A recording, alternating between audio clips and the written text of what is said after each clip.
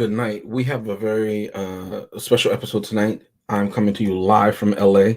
Sorry to the East Coast for the late time for you, but for me, it's 7 p.m. I want to read something, and we're going to get to this tonight's episode. It's Bebe's Kids. Here it goes. In 1990, a new movie was being made. A young comedian is up for what becomes a life-changing role. He auditions, nails it, and is offered the part. As it happens, his friend and role model by the name of Robin Harris passes away unexpectedly. So the part of Pookie in New Jack City is given to somebody else, another up-and-comer by the name of Chris Rock, who goes on to become a star in his own right. Martin Lawrence, the first person offered that role of Pookie, goes on to star in his own self-titled show. And this, again, is because Robin Harris, who created Bebe's Kids, passes away. So tonight we're going to do Bebe's Kids, a comedy classic. You might say a hood classic, and I don't say that to disparage it, but it's absolutely correct. I'm going to bring in the executive consultant because this is his movie pick tonight. How are you doing, sir? Doing quite excellent. Thanks for letting me know I was coming in first. I normally get thrown in last, like I'm chopped liver. So I appreciate it. Let me fix that. I'm sorry. So coming into you first is C the Superior. C, how you doing? Hi. Thanks for bringing me in first. No problem. And because he knows which episode it is, Tyrion Trask. Hi, Tyrion. How are you doing? While he gets his name together, let's bring in the executive consultant last but not least. How are you doing, sir? I mean, it's amazing how you can figure out how to throw me in and out of the StreamYard, but can't upload your own pictures. That's amazing to me. It doesn't work via my system. I can't do it all, Chris. What do you want me to do? Yeah. Okay, Leon. That's fine. All right, let's get now. This is your pick, as I said. I'm going to read the synopsis. You're going to tell us why you picked this movie, and we're going to jump in best of worst of. And feel free to go first in that if you want, as it is your pick. A simple date turns into a day from hell when Robin picks up Jamaica for their first date. He quickly finds out the +1 is really +4. But after a day at Fun World with the infamous Bebe kids, Robin is ready to tuck tail and run. The only problem is Jamaica's kind heart towards the kids. And so that is the synopsis for Bebe's Kids. Vic, of course, you know that, Vic Fuller. Chris, why'd you pick this movie? Actually, and it was funny because Mr. Fuller and I were discussing this yesterday. I picked this movie because there were a lot of movies when I was younger that I used to watch. What's up, Charmaine? That I used to watch consistently throughout my childhood. And ironically, this was one of them. I always found this movie to be freaking hilarious.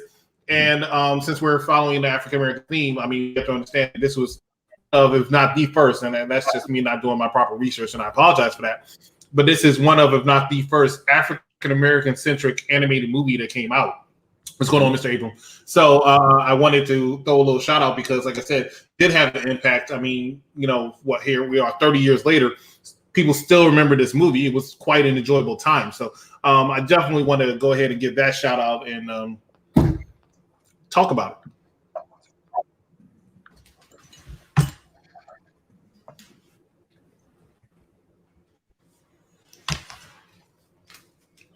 I don't know what's going on. What's going on? Oh, we didn't know if that was a dramatic pause or. No, I was done. I was done. Did you want to go first into best of worst of, or did you want somebody else to take it? Oh, okay. All right. That's what you were waiting for. I was supposed to take that after, and I'll do it. Let's start with the best scenes. If you don't know, I'm from Washington, D.C. Anybody from Washington, D.C. knows what a good time is for kids growing up. That's roasting each other, right? Mm-hmm. That's what we used to do every day at lunch in elementary school and through high school, alleys, basketball, stuff like that. So my favorite scene, so my favorite scene has to be the scene in the bathroom where they were talking to the ex-wife and her friend, and they started roasting each other, going back and forth. I just always found those mama jokes funny and stuff like that, all the way capped off by the friend, I forgot her name, Vivian or something like that, saying, all that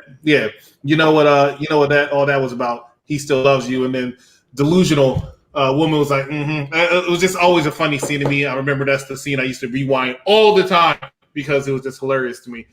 So that's my best scene. My worst scene, I actually brought a picture because I hate this scene, right?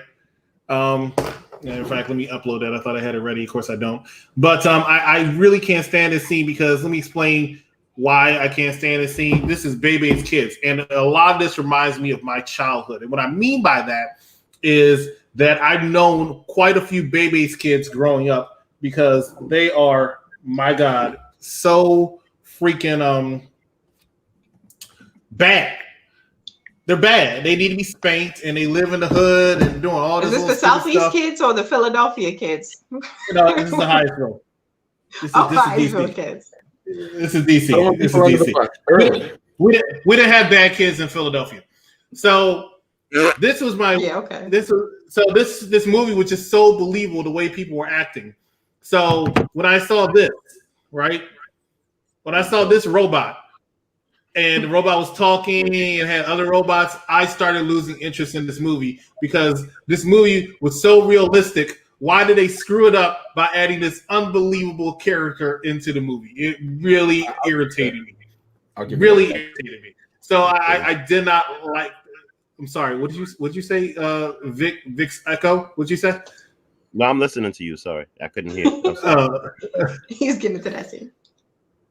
All right, so that's my best scene, and that's my. How old is Pee Wee? Pee Wee's like 1 or 2. He's a baby. Funny with Pee Wee, diaper with flies. LOL. That's exactly how most women dress up their kids in the ghetto. No pants, no shorts, just diaper. Walking around, no shoes, no socks. It's just always irritated me. My daughters always had to come out with clothes. Like, no, get out of my face. Chris is giving Chrissy some ammunition for when those shots are fired later, and I'm witness. Oh goodness gracious! Who also wants to, after that snow, give their best of, worst of?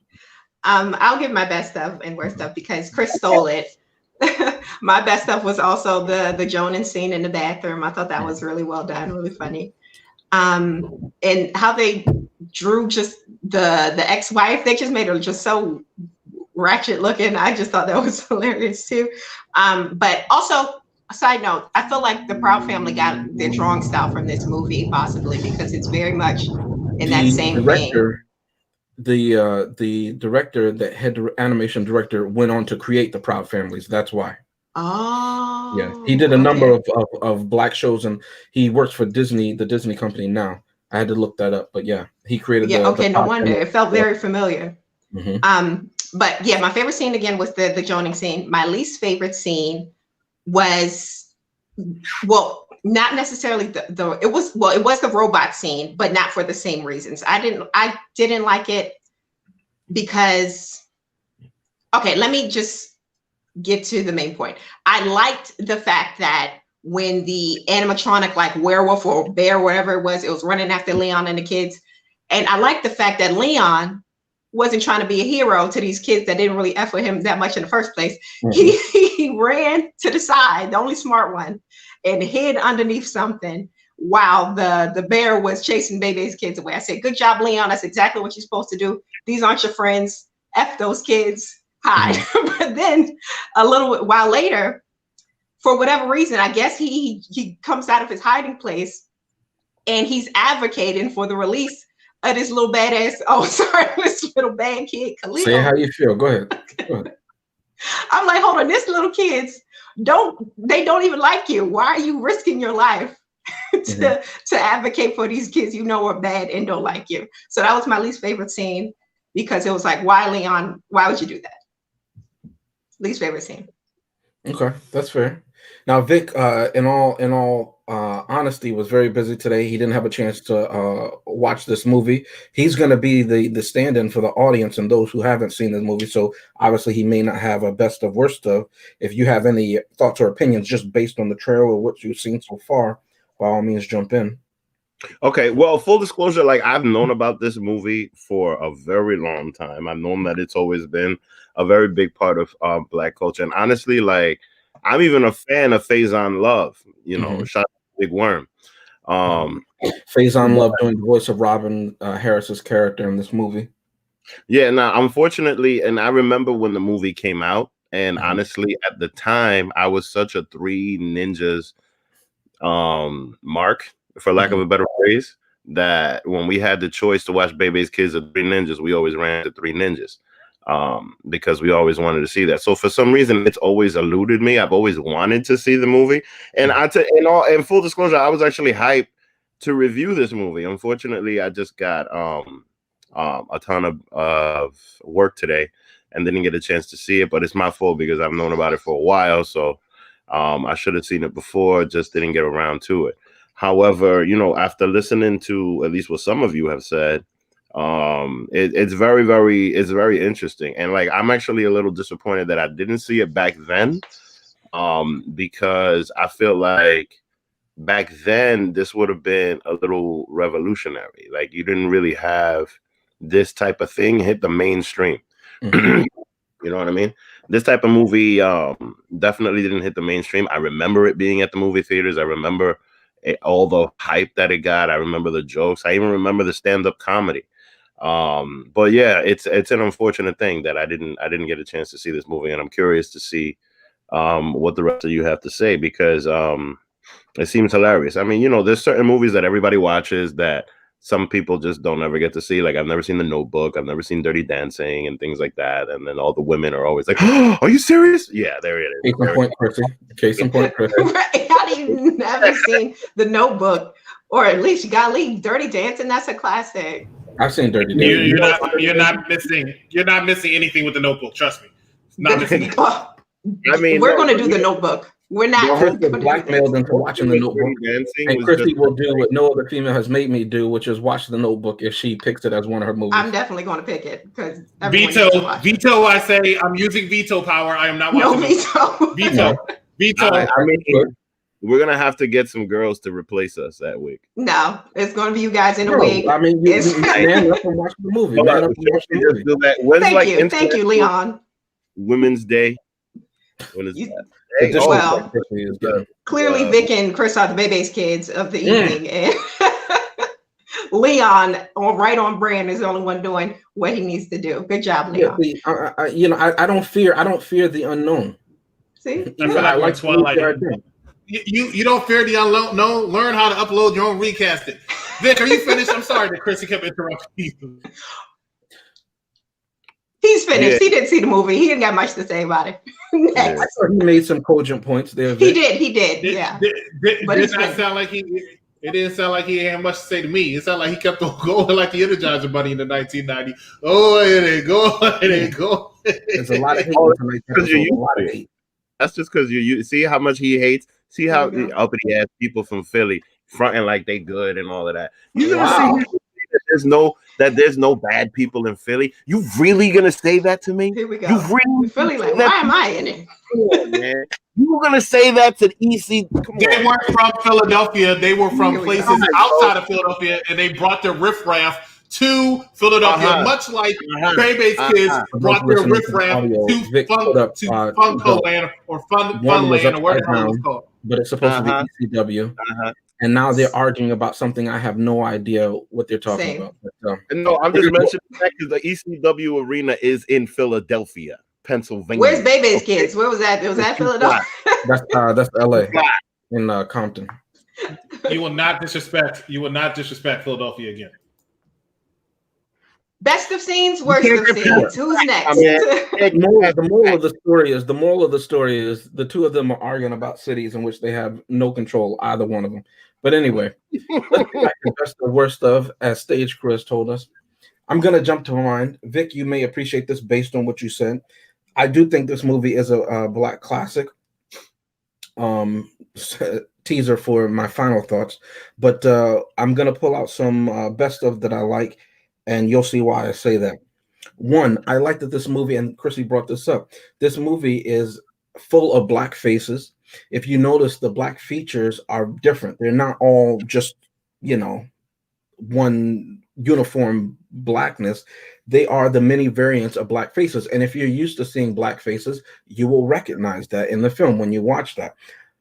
Especially if you watch animation, I don't know about you, and just a little aside, I used to, before I started to write, I wanted to be an animator. So these are things that I'm just looking at, and always like small details like that. So I like that they're all animated differently. but they're not caricatures, right? And so when I looked up to see, to the point that Chrissy made earlier, I said, who animated this? Who was the lead animation designer? And it was the man who happens to be black, who went on to create the Proud Family. And if you look at the Proud Family, again, they're animated all differently, and they show the beauty, which is the variance of blackness of melanated peoples. And I just love that. I like that when they're at the wake for Jamaica's funeral, Boss's funeral, they're playing dominoes in the kitchen. The older guys are playing dominoes in the kitchen. Again, these are things that you would see, right? And it doesn't mean that somebody who isn't black who made this movie might not get it, but if he hasn't lived in that world, as we would joke, as Vic and Chris are joking about, if you can be from Philadelphia and not be from where I'm from in Philadelphia, you can be from New York and not be from where I'm from in New York, right? And every borough is different. Every neighborhood is different. Every neighborhood in DC is, every block in DC is different. If you've ever been to DC, you'll know that, right? So there are certain social norms and nuances that I like that this movie had time to point out subtly. It doesn't always have to be a fist in the air, but it does that. If you're paying attention, if you're used to seeing it, you would not think it's weird. And then playing dominoes was just, it's very Black American, and I like that.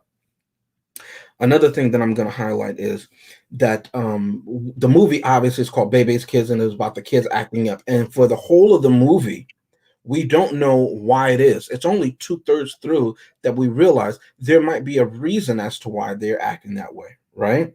Now, I'll give the same leeway to the other children in the park, but there's a scene when Bebe's kids, they're being yelled at, and they're all sitting on the bench, and they say, and Khalil goes, who's the middle one, goes, well, the other kids are doing the same thing.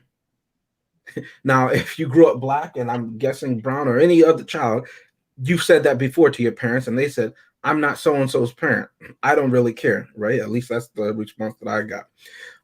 But you see them doing the same thing. And I think it's very interesting that the ones that they showed who were doing the mischief, which was kicking an employee of the park and stealing from the cart, the food cart, it was an Asian child and two white children. Now, again, this is not to create a feud, but again, it's symbolism of a very American thing of the model minority and the majority, quote unquote, right?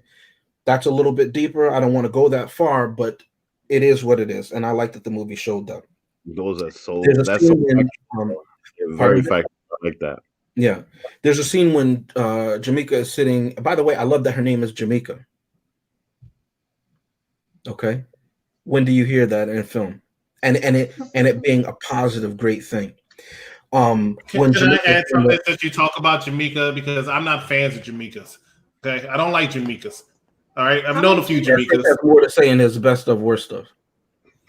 As I said, in my best of, you asked the question, therefore you opened the floodgate. I didn't ask the question. There was no question asked. I said, by the way, I like that her name is Jamaica. That's a statement. Anyway, how many times? Do you see that in film? How many times do you see that in film? Your response is what?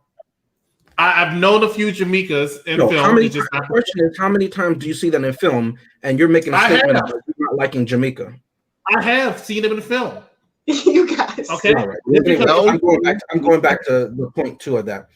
Jamaica's in there with Leon, and Leon wants to do the same thing that the other kids are doing, right?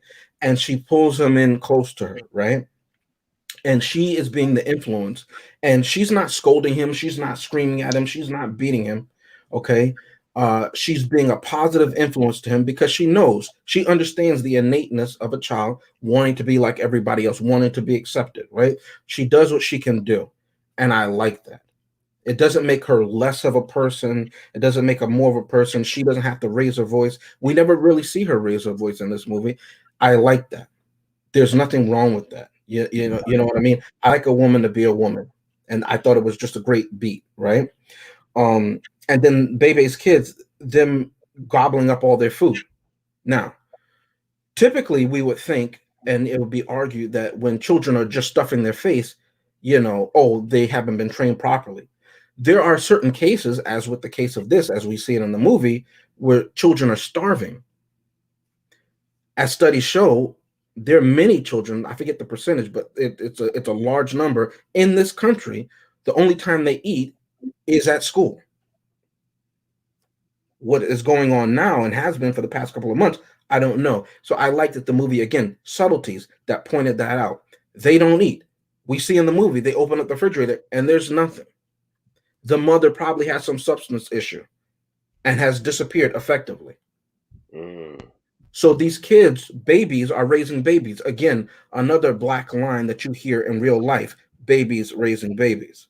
Facts. There's a reason for the behavior. It's not they're just, some stereotype put out there. There's love behind these characters. I appreciated that. Oh, and then another quick beat that I like before I get to the thing that I didn't like. They go into the souvenir shop and they're looking, I forget what they call, like, I guess the keychains with their names on it, right?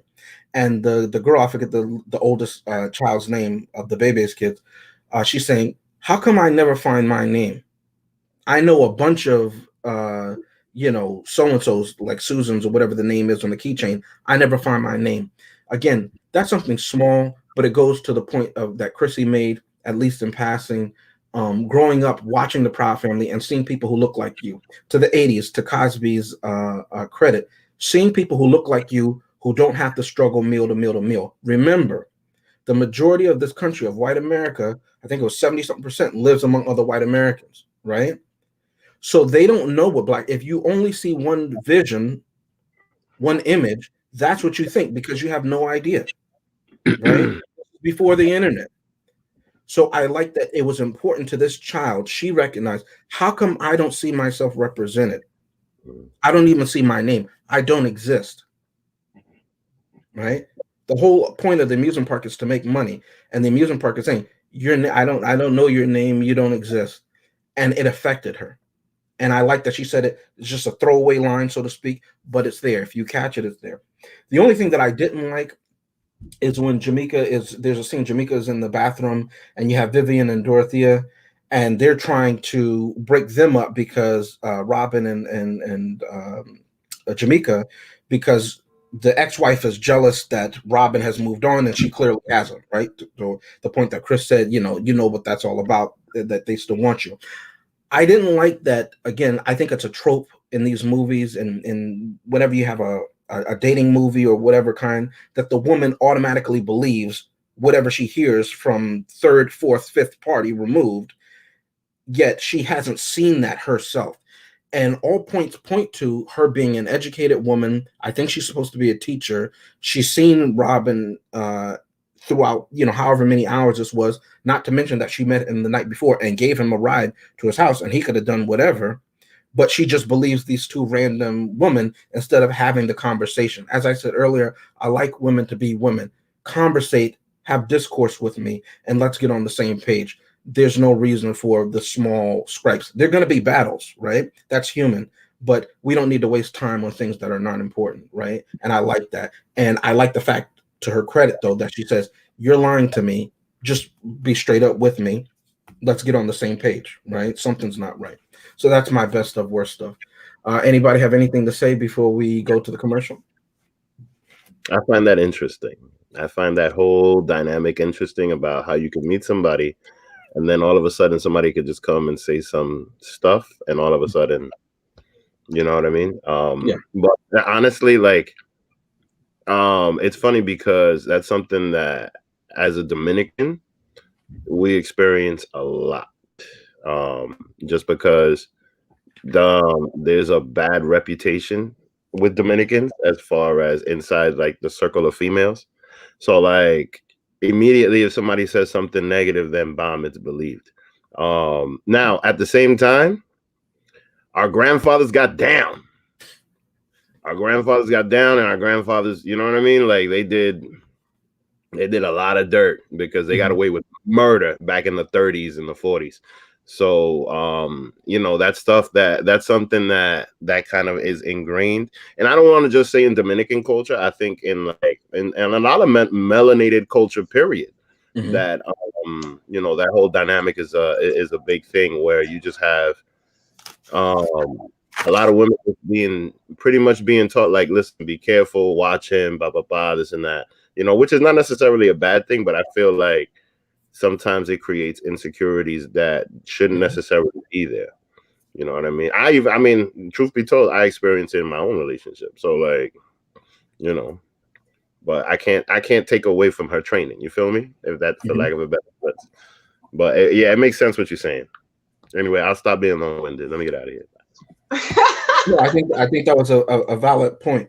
I'll come back to that later on my final thought. But let's go to our first commercial break. We can find out what we're doing this week and next week.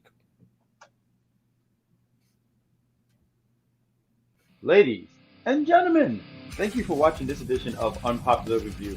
While you're at it, why don't you give us a follow on these beautiful social media platforms known as Facebook and Twitter at Unpopular Review. But there's another one. Give us a follow on Instagram. We got funny pictures, we got updates, and we have things where we tell you everything that's going on. So why don't you give us a follow on Instagram at unpopular.review. And now, back to the show. Everything they built will fall, and from the ashes of their world, we'll build a better one.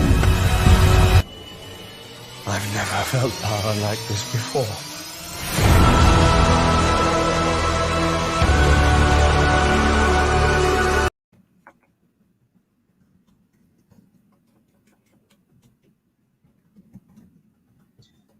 All right, and we're back. So next week we're going to be talking about X-Men Apocalypse. Unfortunately, that isn't the last X-Men movie we'll be talking about, but tune in anyway. But back to Bebe's Kids. This is what we're here to talk about this evening, and we're going straight into quotables. So who has their first quote? I'll go first. Why not? Because actually I have quite a few of them. So because I felt like this movie had a lot of quotables. Surprisingly, I was pleasantly surprised with the amount of quotables I found. So first one is she makes me want to get a job with benefits. Like, it's a whole bunch of like hilarious lines in this movie. Like, here's another one. He said, this is at the funeral. He says, we were at a funeral. We were at a funeral. Everybody was there, and everybody was glad he was dead. Disrespectful and hilarious. There's another one. James mentioned something about, you know, how the kids, of course, we found out close to the end of the movie that they didn't have any food at home, unfortunately. But before we found that out, he took them out to eat at the theme park, and we all know these theme park foods are not cheap. Like, you get like a little $4 burger, they'll charge you $10 for it. It's ridiculous. But he's, you know, he's a kind man. He bought food for all the kids, and this is what happened. He said, those kids must have missed a few meals. They were eating so fast, I had to spit on my food to keep them from taking. It's hilarious. Okay, another one, another gem from this movie. He said, your mama's so old, she was there the first day of slavery. That's messed up, but it's hilarious though. It was so funny. Like, I was literally laughing as I was writing it out. So I have a few more, but I'll save some for the rest of you guys. So who would like to go next? I'll jump in here next, unless Chris wants to go. I got a couple here. I found a couple here. I didn't see the movie, but I found a couple.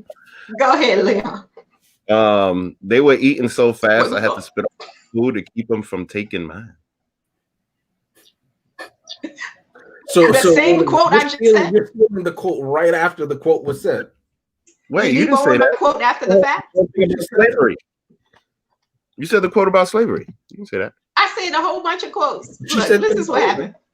All right, bet. I like this one from President Lincoln. Each of you must ask yourself, are we petty, vengeful humans, or logical, moral machines? Then pass judgment.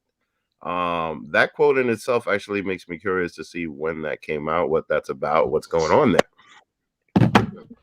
Andrew Higgins wrote, what I like about Bebe's Kids is it brings the same humorous twist to dysfunctional life that Married with Children brought to television. Andrew, I agree with you.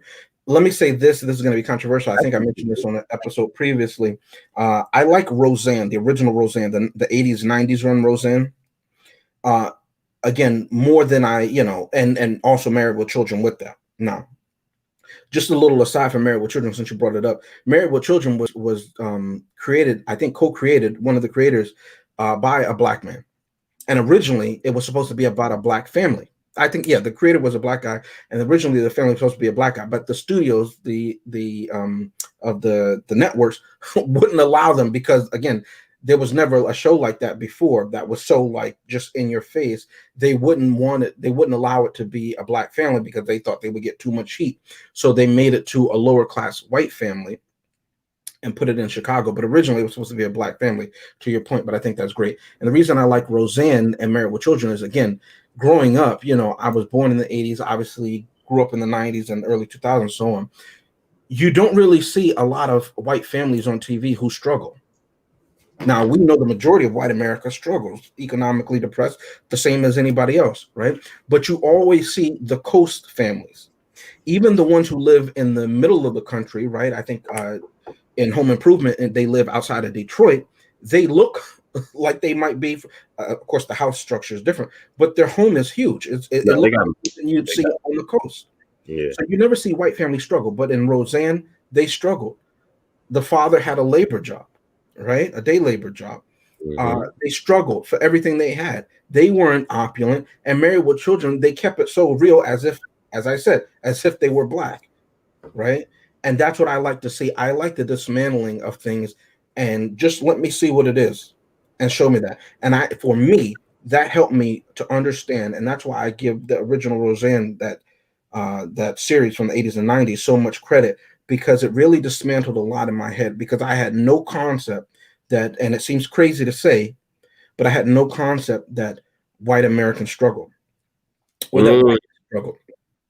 Again, these are the indoctrinations that we have. This is not the age of the internet. And arguably speaking, this is not so long ago. I'm not an ancient one, right? I'm not being funny, but this is the world that I grew up in. This is the indoctrination of the culture. Remember, you see Family Ties, you see what's the other one where they're at some boarding school or whatever like that. That's white America. You get a car when you turn 16. You know what I'm saying? So this is the world. Somebody else said it. Charmaine said it. Saved by the Bell, right? In Bel Air, right? And different strokes. That's why Cosby thought it was so important to have the Cosby Show, to have a counterbalance, so you don't always see us growing up in Cabrini Green, which is where Good Times takes place. Good Times did a lot of things, but remember, they got rid of John Amos off of that show because he wanted it to stop being so much about JJ's buffoonery and actually about substance. And the white writers got him kicked off the show. Oh, because so these are just things that are part of what I call Americana, true Americana. Okay.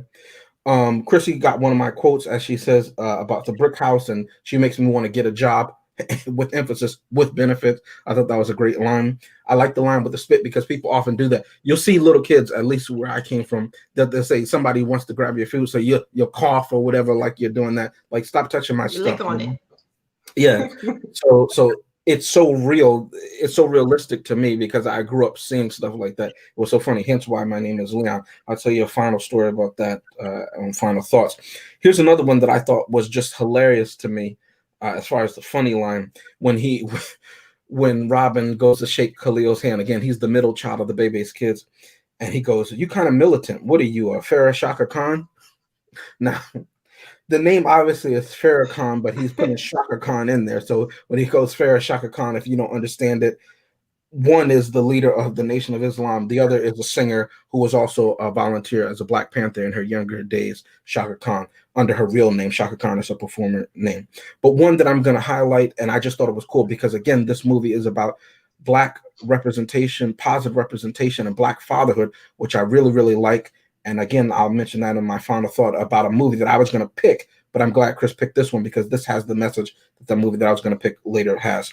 This is Robin and Leon. We don't know where Leon's father is, right? He just has the mother.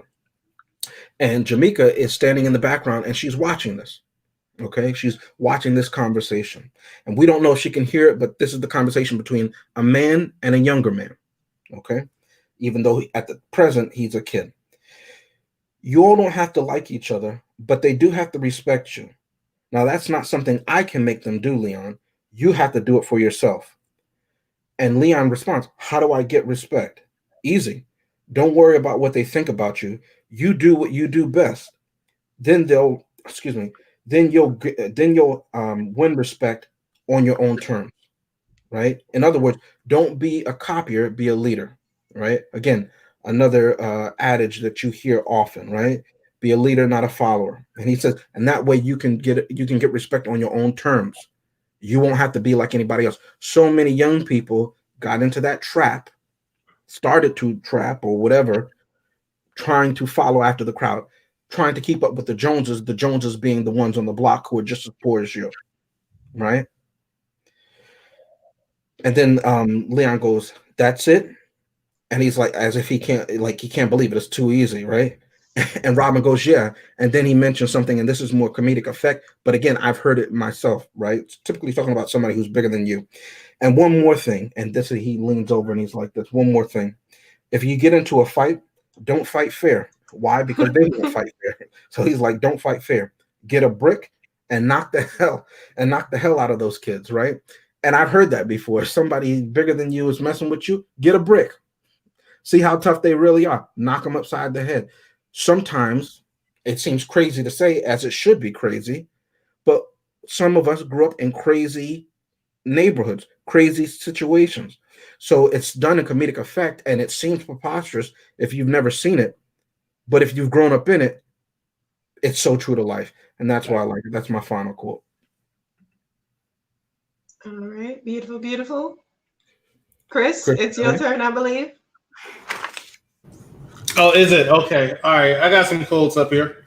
I have 3 quotes. Let me quote them verbatim, okay? And I quote, Janika says, those kids don't stand a chance in that neighborhood. Robin Harris says, no, I don't think that neighborhood stands a chance against them kids. Good quote there. Doretha says, no wonder we're not getting anywhere. Oh, no, never mind. Okay. Robin was saying, not Robin.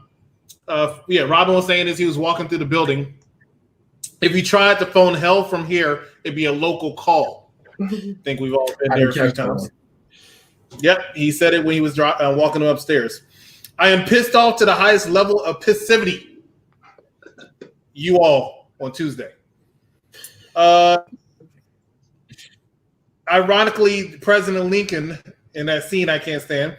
Each of you must ask yourself, are we petty, vengeful humans or logical, moral machines, then pass judgment? I hope you feel it, Vic, because that's exactly what you did when you stole my quotable after the fact. Feel it. What's wrong, Vic? Feel it and stand in it. Because he said that quote, and so he stole one of Chrissy's quotes, and so now you stole one of his. I didn't steal it. I made justice, it better. Another hood class. That's what I did. Look at that. That's what I did. I made it better. I know he said it. You haven't noticed that lately I've been repeating quotes that y'all steal because I want to make it better. That's what I do. That's quotable. The ability of making him better. He could speak uppity about it, so he feels like it's better. All right, continue. Well, was that the end of your quotables? It was. I believe you stole enough amount so we can go on to recast it, or you still plan on hijacking some more? Want to recast it? Is that what we're doing right now? Recast it where we take the scene or a title or most likely a cast member and replace it with something or someone that can do it just as good, if not better. And who wants to start off with recast it? Vic Filler, you have anything else? Do you have recast it? I didn't have everything else. Chris, no. I'll go first because I don't want y'all to steal mine. All jokes aside, I feel like if I did see the movie, I feel like it would be impossible to recast an animated movie. Okay, honestly. Perfect. So I'll go on to mine before you steal it.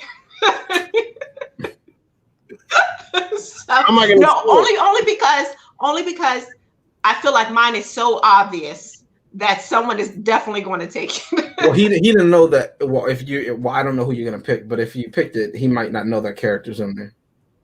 Okay, well, let's see. Let's no more anticipation. We're going straight into it. So my recast it.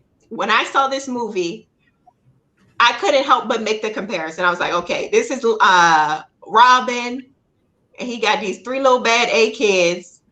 And I said, this reminds me very much of another like 90s early 2000s show with another comedian, The Bernie Mac Show. Mhm.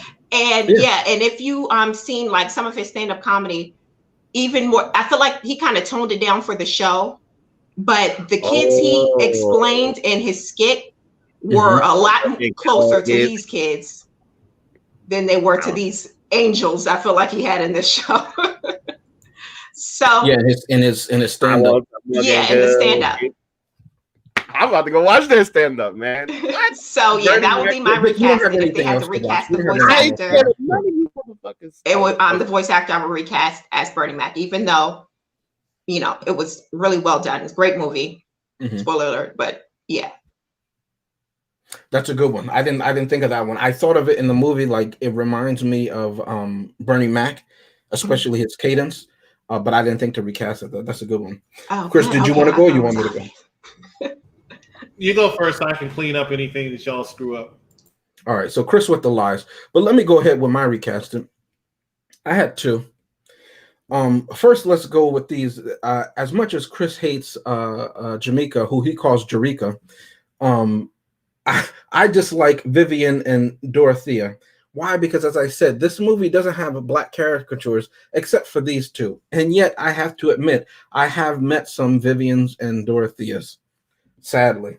And Hollywood likes to put that out. Now, for those who haven't seen it, Vic included, you're wondering who is Vivian and Dorothea? Well, remember, Vivian is Robin's ex-wife, and she's the one that spreads those lies. But I'll put up the visual so you can see who I'm talking about. Vivian being on the right-hand side. Vivian and Dorothea. Now, the moment I saw them, I said to myself, well, I know exactly who they are. They're Baps. Oh, yes. Yes. They're absolutely Baps. Now, full disclosure, I know this is also a hood classic, as they say. Again, no disparaging that. I've never seen Baps. Why? Because when I was in the movie theater and I saw the trailer, I said, this is coonery on a level that I'm uncomfortable with, right? I will not be spending my money to see this. Now, as it happens, when it's shown on TV, I haven't wasted my time seeing it. But I'm sure Chrissy will want payback for something. And she will nominate that movie at a later date. It's a decent movie. And I will have to watch either The Notebook, which is called Tears, or Baps. But I'm pleading on her feminine softness that she picks Jack, please wake up the boat. Oh, the Titanic. That's her pick first.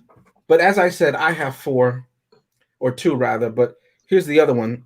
I wanted to pick Pee-wee. Now, here we go, Pee-wee. I didn't have a picture that was clean enough. Again, this is a 90s cartoon. But Pee-wee is the little baby. There he is at the bottom. Voiced by Tone Loc. Tone Loc, known for Funky Cole Medina and his deep, raspy voice, if you're familiar with that. What? Younger children. Did he play like a bear? Yeah, he was in a late 90s cartoon show. And he voiced a bear character. But for those Generation Z children who have no idea who Tone Loc, the bear, or Pee-wee is, I recommend you go to your teacher, Google. Anyway, there he is right there, Pee-wee. And I thought to myself, well, Pee-wee is only other one person. I saw him. And actually, I saw him a decade or decades, depending on how you look at it, before. And that's this person, Baby Herman. They both have that deep, raspy voice. And of course, if you don't believe me, well, I can show you. Hey, wait a minute. Hey. I've been trying to make him quit, but he just won't listen to me. What do you know, you dumb broad? You got the IQ of a rattle. You Valiant? Yeah. I want to talk to you about the Acme murder. Yeah. Yeah. And there we have it. Now, spoiler alert, that's one of my picks because I do love 80s films. And as I said, I used to want to be an animator, so I will be picking Who Framed Roger Rabbit at a later point. But when I watched Pee-wee, he reminded me of Baby Herman. There's a scene where he's actually in the souvenir shop that I mentioned earlier, where he's climbing up on a ledge. If you've ever seen Who Framed Roger Rabbit, in the opening, Baby Herman, he's climbing on the dishes trying to reach the cookie jar up on a ledge. So it was just very reminiscent of that, and I liked it, and the voice did it. Now, Chris is complaining. Why? Because he's a hater, and also because he doesn't understand. But I'm curious to see who he picks for his recaster. Chris, the floor is yours. I'm not a hater. It's just that in this episode alone, I've heard about 4 movies that I'm dreading to have to watch. And I don't understand why y'all want to torture me so bad. I don't want to see The Notebook. I don't want to watch Titanic. I do not want to see Who Framed Roger Rabbit. Why in the world are we trying to torture Chris? This does not make sense. It's not good crap. I don't understand you all. Chris, I have an answer for you, and I don't know if you're going to like it. There are many things that we don't have the answers for. Why did you roll up the window on that homeless man asking for $1? We'll never know. But we are going to watch those movies, and you did roll up that window. But this is your every single episode, I have to hear about me rolling up some window with a homeless person that I did not do. I have never mentioned that they were homeless. I only mentioned that they were asking something prior. This is the first time, and their first time for almost everything, Chris. The floor is yours, please. Unless you want to talk about the man that you rolled up the window on. I have two recasted. That's what I have. Two recasted, okay? And here's my first one. It's this one right here. So let me tell you the history behind this picture. I come home and I see this in my messenger box. I had somebody hit me up and they were like, "Hey, I need to do this recasted. Let me send you this picture, right?" And I saw that picture and I was like, "Wow, this picture looks oddly familiar. What can I recast this picture with?" And then I said, "I know what. Bingo. Here it is." That's the picture, ladies and gentlemen. I said the very same picture for our graphic to do for this. Okay, so that's my first recasting. I would have recasted this recasting for this recasting. Now, to be fair, in all honesty, I never caught that before. And literally, I just realized that when you put that up there, and I will give you full credit. I will give you full credit. Chris, I give you more respect than you paid that man on the side of the road. The next person I want to recast, or the thing I want to recast, is this woman here. Okay. And you're probably asking yourself, why, oh excellence, would you recast this person in this movie? And I will tell you, because this is the definition of a villain in the movie who tries to act like she's not a villain. Chrissy's down there looking befuddled. Okay, in case you ain't seen, in case you want to see the befuddled. Okay, good. I'm just waiting for the explanation. All right, so if you are a guy, which some of y'all are, right? Or had the sex change. So if you are a guy, right, and you are interested in this woman, you think, oh, she's attractive and stuff like that. You ask her to go out, and instead of her giving you a proper yes, she comes up with some tomfoolery about the fact that, hold on 1 second, please, real quick. Hold on a second. For those watching at home, he has a picture of Jamaica on the screen. So if somebody in the background. So that's Jamaica. That's Jamaica. So here's my thing. You ask her for a date. She practically says, if you want to date me, you got to take me and my son out. That's what you got to do. So instead of coughing up money for a meal, now I got to take your little brat son out too. Then not only do I come and I grab your brat and you and take you to Funland, now you're bringing 3 other brats. Did you tell me about these brats before I showed up? No, you didn't. You're using me. You're using me. No, you would say that. No, you're using me at this time. Because I brought enough money for me and you, not your son, and then 3 little badass friends who are running around causing fire and mischief to every single place. Only a woman would do, only a ratchet woman from Southeast DC would do that. All right? Only they would do something like that. And I was really ashamed and really embarrassed to see her there. And I can't tell you how disgusting it is because I met women like that. When I took a trip down to Orlando, I met a woman. She was like, oh, we need to go to Disney World. Well, I don't know who you talking to. I came over for a dance. I'm not talking to you for that. Lost your daggone mind. I'm mad. I was mad for. They had to feed these little slobs because she left $20. What do you think, I'm rich? What do you think, I'm rich? I said a job with benefits. That doesn't benefit me. I was upset for him. He's paid for these brats to eat. He had to spit on his food to prevent them from eating his food. What is he getting out of this? She is evil. Put her up again. She's evil. I felt bad for him. And then he has to take the little bratty asses home. He has to go walk. Should have had a bulletproof vest through this daggone project place. It was terrible. Spiders crawling on him. I felt bad for him. Then you think it's done? James over there is like, he got to be done. As he's typing something, probably trying to see funny because he got the look on his face. He got the guilty look on his face. But, I'm not guilty at all. I was just explaining to Vic that it doesn't end there. It does not end there. What happens after that? Then he has to pay for a pizza for the little snobs to eat. Because the pizza man don't want to come out anymore. Why doesn't the pizza man want to come out anymore? Could it be your fault? Could it be your fault? Because they're in the hood. Bebe's kids. Chris has a lot of generational trauma, clearly. But we're doing recasted right now. So I'm about to recast her. I want to recast her as this. Because this person looks like she knows what to do. Right?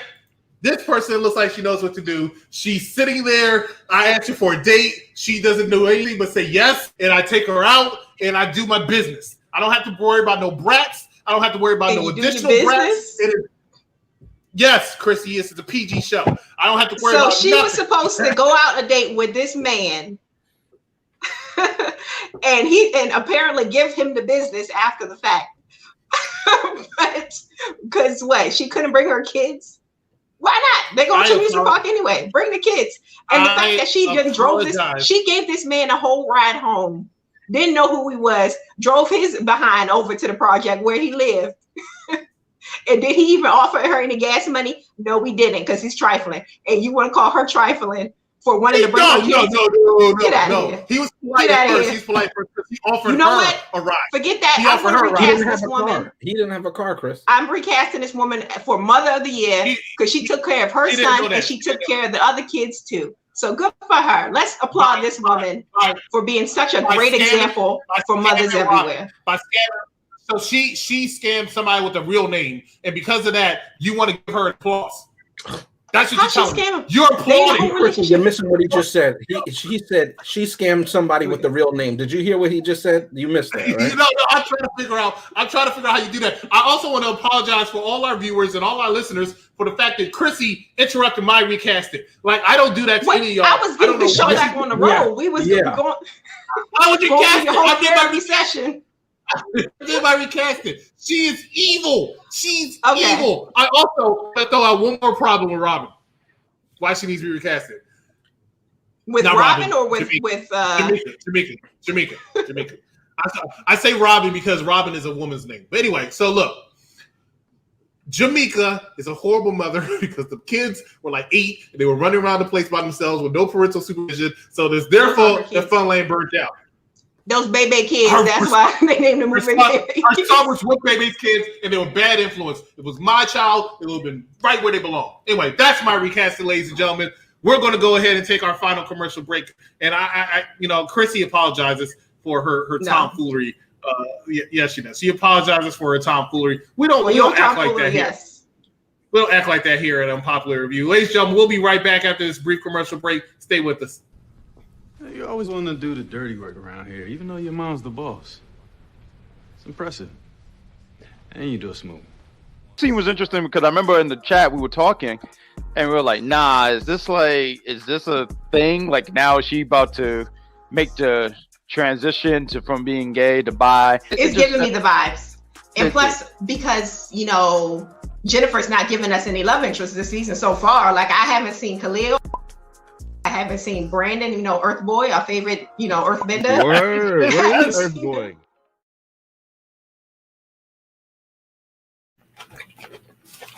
Andy, you're putting white actors in blackface? We're using black actors with blacker faces.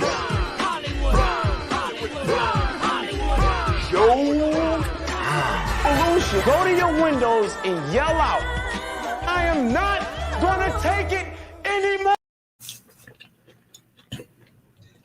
All right, and we're back. So again, later next week on Tuesday, we'll be talking about X-Men Apocalypse, and on Thursday we'll be talking about Bamboozled. So join us for that. But again, we're talking about Bebe's Kids this evening, and we are going into our final segment, which is final thoughts. And Chrissy, I'm sorry, can I just preemptively do it, Chris? As of next week, I know typically we keep the show a PG, as Chris says, as Vic calls it, a rated G show. But next episode, on Thursday's episode. If you've never seen that movie, I know the quotes are going to be hilarious for some, just really straight to the point on others, and I know it's going to be a rated R episode. So just because of the language, I'm just full disclosure for you. It might be a long one too. I'm getting the vibes. Yeah. It might be a long one. So, Yeah. so stay. Parental guidance suggested.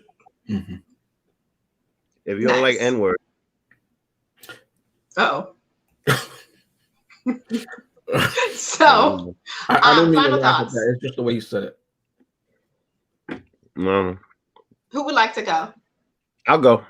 So I would like to say, first of all, sorry, everybody, because I'm not prepared. I pride myself in being prepared, and I'm not prepared. So, I want to apologize for that. Secondly, from listening to what everybody's saying, I still want to see the movie. I don't have a reason to see the movie anymore, but I still want to see the movie. So I'll give it a thumbs up. Thumbs up, of course. Is there anything about the movie that you heard that makes you want to see the movie, or? Well, honestly, just the fact that, well, number one, the comedy of it, all the quotes and all other things, and the story that's being told. And also just to finally know, because it's like one of those things. Like, for example, when I didn't get into Game of Thrones until season 6 because nobody would shut up about it. You know what I mean? And then one day I started watching it, and I was just like, "Oh, all right, I need to watch this." So I'm kind of getting that feeling again. Because one of the main reasons why I always avoided it was, number one, it was an animated movie, so I didn't think it would be like this. I definitely didn't think it would be like this back in the 90s. So, but I've heard the references and things like that over the years, and I always meant to do it. But now, after doing the show, now I definitely want to see it some more. So yeah, I'll give it a thumbs up. Okay. As I go vote it. Okay, so I'll go ahead and go next. I give this movie I will say that I think I've seen this movie before. I'm not, sometimes when you see a movie like when you're young, you're not sure if you've seen it all the way through or something. I feel like I've seen this movie, but I've never seen it to the extent like all the way through, like in one sitting, I don't think. So I enjoyed the movie. I enjoyed the comedy of the movie. I enjoyed the animation, like the style of it's very much like the Proud Family. I grew up watching the Proud Family, so it was very nostalgic for me. It's just a lot going on in the movie, but a lot in a good way. Like it's a lot of comedy. It's a lot of, it's a cartoon, so they can do zany things because it's in the realm of a cartoon. I will say, a lot of the stuff that they kind of touch on, they just touch on it. But if you pay attention, you can pick it up. Like even with the funeral scene and how the old man, like James said, were playing dominoes. But as soon as she walks by, all the old men start to get like kind of old and weird and try to talk to her. It's like that's that's something that happens very much, and it's creepy every time it does. But they touched on it in the movie. So because of all of the comedy, because of everything about the movie, I'm going to give it a thumbs up. It was an interesting movie, funny. I enjoyed it. Quick pace. If you don't got a lot of time, this is the movie for you because you'll be through it quick. So yeah, thumbs up from me. I thought very good points that Chrissy made. I agree with her. I said earlier that this movie, what I liked about it is, and as I said, my pick next week is Bamboozle. And that goes a different way. That's a different Spike Lee movie. I said to myself in February I was going to pick a Spike Lee movie, but I was trying to determine which one it was. Bamboozled is one of my top Spike Lee films. As it happens, Robin Harris, who this movie is based on stand-up that he did, as Chrissy said, just like Bernie Mac did with his nephews and nieces. That's where Bernie Mac show comes from, right? Robin Harris plays one of the three wise men. If you know Do the Right Thing or you study Shakespeare, he's playing one of the three wise men, the three sages or mages, in this play theme and everything like that. You see a lot in Shakespeare. But Robin Harris is one of the three wise men in Do the Right Thing. And you see them throughout the movie. They talk to different actors and characters. And you see them talking, I think, to Martin Lawrence's character in one of those scenes. As I said, they were a mentor and friend to Martin Lawrence. But I was going to pick He Got Game. That's actually probably my favorite Spike Lee film. I like that movie for a particular reason because, again, it's the father-son dynamic. In that case, the father has been locked up in prison for essentially the sum of his son's entire life, and he is now he's like a basketball protege, and phenom, I should say. And the governor of the state wants his son, Jesus Shuttlesworth, who's playing him, to sign at his alma mater, and he releases the father over a weekend to get him to do that, right? And if you do that, I'll let you out of prison early. That's the scheme of it. But Denzel Washington plays Jesus' father, and he's trying to reconnect with the son while also relearning his humanity, right? And just his dignity as a man, right? And it's very deep, and I just like that movie so much. But why am I saying that? This movie, more than anything for me, points out the importance of positive black role models, male role models, right? They had positive female role models. Chris may disagree with that, for the reasons that he mentioned, all joking aside. But scene after scene for me, what I picked up on is the need of these children to have positive black male role models, people that they could look up to, that they could pattern themselves after. Even Chris made that point, right? That they needed to be disciplined, and nobody was doing that job. Now, this may seem controversial, but again, I'm not of the generation in any decade that is politically correct. So understand that what I say, I just mean it. I think a woman can do only so much. And if a man is going to call himself a man, that is the full maturity of a male being, his job has to be the end all in that sense. It doesn't mean that women can't vote. It doesn't mean that they got to stay in the kitchen. It just means a man has if you're going to call yourself a man, you have a great honor and responsibility. And I don't hold that lightly, right? And again, we can say that the mother, we assume she had a substance issue, Bebe, because we never see her, right? And there's no food in the house, and they live in a dilapidated building in the project somewhere, you know what I mean? It's not as if we see them working and she's just struggling. She's absent. So their positive role model comes from Jamaica. Say what you will about her character or characterization, right? But there is no positive. Where's the father at? And me as a man, I have a problem with that. You hear oftentimes I tease Chrissy because she speaks up because how do they represent women in films and everything like that. And I go have a back and forth with her because I want to probe her mind. Where is she going with this? What is she basing off this? And I don't mind that she has a difference of opinion. But when they show something that doesn't have a positive male role model, I don't like that. I especially don't like it when the children look like me. Again, as I said, and as I put my name for Leon, because that's the world that I grew up in, right? And my father wasn't in prison for 20-something years, but again, he wasn't there. He gave up his honor and responsibility to be present. It doesn't make him a bad person. It doesn't mean that I write him off. It just is what it is. And I'm not saying that it's overly a statistic that black fathers are absent. Actually, it's quite the opposite compared to many other demographics. But what I am saying is, as a black man, what a great honor and what a great responsibility. And we see, of course, it's a cartoon movie and everything like that, but it's the simple, small things that children recognize, that they respond to, and how important it is that you can change the lives of 3 different people. They aren't his children, they aren't his responsibility, but they are a part of a community in the fuller sense, right? And if they are Bebe's kids, it's not the fault of the child. It is the fault of the parent or the lack thereof.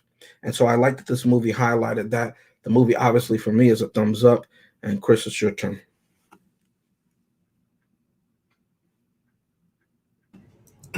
All right. So James with the thumbs up, Vic with the thumbs up, and C the Superior with the thumbs up. What is Chris going to give the movie that he actually picked?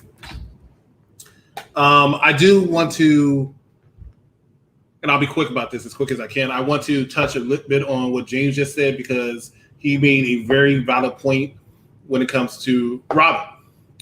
He was, in this movie, in my opinion, he was a man, a respectable man. He had a job. He was taking care of business. He was doing the things that he needed to do. And for that, I respected his character. Over the top sometimes, yes, but I respected his character. Going into my final thought on it, though, I do want to do one final quote, and that is, I thought the devil was done when he had Rosemary's Baby, but now we have Bebe's kids. That sums up this movie quite accurately. This movie had, speaking of the devil, one of the worst villains I have ever seen. One of the most evil villains I have ever seen in movies. That being this young lady right here. But the movie did a lot. It told a lot. It sent many messages in this movie. How evil some women can be. How vindictive some people can be. How mediocre and stupid some men can be. But how respectable men can be. How good some kids can be. How bad some kids can be. It had a little bit of everything. Take that down. It had a little bit of everything. They even had the nice little intergender kiss. Not intergender kiss. What is it? The first was, I don't know. It was like the one boy kissing her son. They had a kiss. They shared a kiss, and they had googly eyes throughout the entire movie. It was amazing. That's a girl. That was a girl. What? That's the anyway. So I just want to sit here and I want to acknowledge the fact that I respected the hell out of this movie because of that. And I also want to, if I can be serious for a minute, I also want to throw out this one last thing.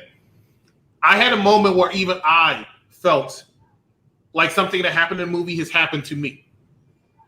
And that is going into that apartment complex, that apartment building. All right, because I am saying I grew up in the best of conditions, because I did not. It was like a block from the hood, right? But there's still a difference between that and actually living in the hood and being in the hood and seeing the hood. So when I do go into a place like that, I'll quote a line from X-Men, the first X-Men, where Rogue and Wolverine were in the truck. She looks in the back and she says, suddenly my life doesn't seem that bad. That's all I'm saying. As bad as you think you have it, somebody possibly has it worse than you. So you need to appreciate everything that you have. And that's one thing that I noticed Robin felt when he was in that movie, because as much crap as he talked throughout the whole movie, deservedly so, but as much crap as he had throughout the entire movie, when he walked in there, he saw the conditions, it does change your mindset a little bit. Because then you understand how people, that's another conversation with nature and nurture, but then you understand exactly how some people react to certain situations. And if you're not in those situations, you don't know how you're going to react. And I think this movie told that story very well. So when it comes to a thumbs up and thumbs down for me, of course this movie gets a thumbs up for me. I said I've seen this movie so many times, I loved it. I loved it. Had one of the best heroes in Robin. Had one of the worst villains in Jamaica. Worst being a good thing, because she was evil to the bone, man. Evil to the bone. So I love this movie. It gets a thumbs up for me. Vic, you want to take us home? Off of mute. You know, every week, can I hold up before I do this? Every week. Well, before we take us home, don't forget to like and subscribe to the channel. And we also have a Patreon available. So don't forget to, if you can, join that. I have a question, Mrs. Chrissy. Sure. Can somebody tell us, because I've seen Patreon up on the page, and if I'm just a viewer, what do I get and what are the levels or tiers thereof of this said Patreon? That's a great question. Chris, would you like to answer? You know what that tells me? That tells me some people don't know their homework and they don't know what they're getting when they sign up their Patreon, but I know who does. This guy over here, Vic. So Vic, go ahead and let them know what's on that Patreon. All right, ladies and gentlemen, speaking about just a little nit about the Patreon. So currently, right now, a lot of us, what we're doing is that we're creating content exclusive content in order to serve you better. For those of you that are into Major League Wrestling, New Japan Pro Wrestling, and just other things that we don't necessarily dive into on a weekly basis, specifically, you want to check out our Patreon. And as far as the future holds, we're going to be adding quite a bit of stuff, and I'm very excited about it. And the mark means very excited about it. So excited about it, I got a ton of stuff ready to do. But yeah, and what are the tiers, Vic, of the Patreon, or is it just there's the tiers are based on the financial responsibility that you choose to make. Now there's a Yes, but $10. what are they? If I'm interested, what are they? Can you just run off some, please? Yes, there's a $10 tier, there's a $3 tier, and there's a $5 tier. Right. So and what are we looking at? What am I getting for $1? I'm breaking. I'll give you $1. What am I breaking you off? You want to give me $1? You want to give me? What am I gonna get? All right, I'll mail you some Big Red, but for $1. But if you want to get on Patreon and you want to follow us on Unpopular Review on Patreon, you can see just about everything and everything. I don't have time for that, Vic. I'm here right now. What do we get? What do we get? Daily basis. You said 1, 3, and 10. Yes. No, tease me a little little bit. He said 3, 5, and 10. Oh, 3, 5. Right? I was $3. So he wants to know what we got. What we got right now. He wants to know what we got right now. $3 gets you a special shout out on the show. It gets you all types of wrestling content you might not be aware of that we are reviewing. Major League Wrestling, Impact Wrestling, behind the what is it called? That little I don't know. I don't watch the crap. But anyway, great content for the third one. Plus, also a wrestling fan. We used to have viewing parties. Now we have watch along parties. Every wrestling pay-per-view, you can be on with us as we watch it all together, joking, laughing, and talking about what's going on. That's for $3. $4, $5. That's when we get to the more exclusive stuff. If you're not a wrestling fan, you want to join in on this one. We have food episodes for you, ladies and gentlemen. We have the merch episodes that Victor Rodriguez is down there doing. We also have grooming episodes by Bad Guy Jack. He just combed his beard. He's going to have a facial next week. It's going to be amazing. It's going to be great. It's going to be wonderful. And for $10 now, you can guest star on the show. Any show that you want every single month, one time. Not the whole show, but every single month, one time for $10 a month. Plus, you can drop some suggestions of shows special shows you would like to see. And you get a special video from any host on a popular review. They'll give you a special shout out on our social media. So that's everything you can get from our Patreon. Link is down below. Go ahead and copy and paste and join us each and every single week. We have a show for you every single day, practically, except for Sundays, and we have it this Sunday, so you never know. Definitely go ahead and make sure you like, love, and share. Follow us on Patreon. Follow us on all our social media, and that's what we got for you today. Any other questions you have for us, James? No, I wanted to tease that for a particular amount. I haven't discussed this. Obviously, Chris is the executive consultant. I don't want to jump out of line. But I'm considering, because we have a lot of people who have certain movies that are their favorites. Some movies I've seen, some I haven't. Let's have a movie day.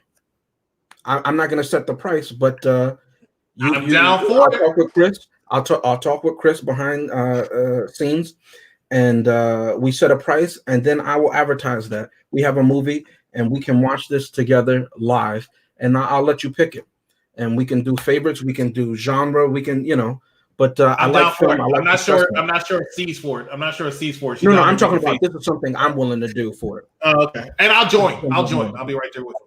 I'll join. Okay.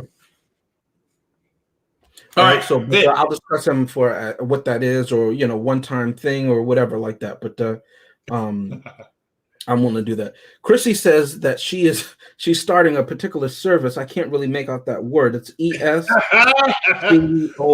I can't make out the last one, but anyway, I'll get back to you once I figure out what that service is.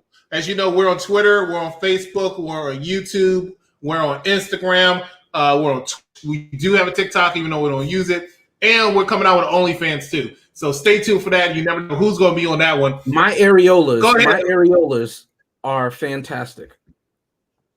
Oh my God! I said, Vic, don't give it to them free. They got to pay for the milk. All right, Vic, go ahead and take us home, bro. Oh, man, ladies and gentlemen, thanks again for joining us on another edition of Unpopular Reviews. Clearly, we had fun, even though some of us didn't see the movie.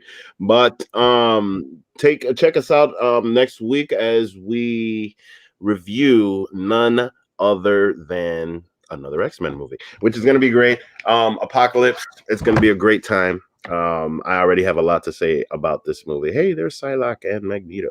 So anyway, once again, thank you for joining us. Oh, and also we're going to be doing Black Lightning. Very nice. Check out our Black Lightning episode. I had a lot to say on that one. And next week on Thursday, we will be finishing Black History Month with Bamboozled. Very, very, very interesting movie.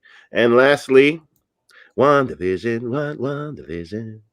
Love it. It is so awesome. It is so awesome. Come and join us as we talk we talk about the nation's hottest craze right now, which is WandaVision. Love it. All right, ladies and germs. Thank you for joining us for another wonderful evening. Good night.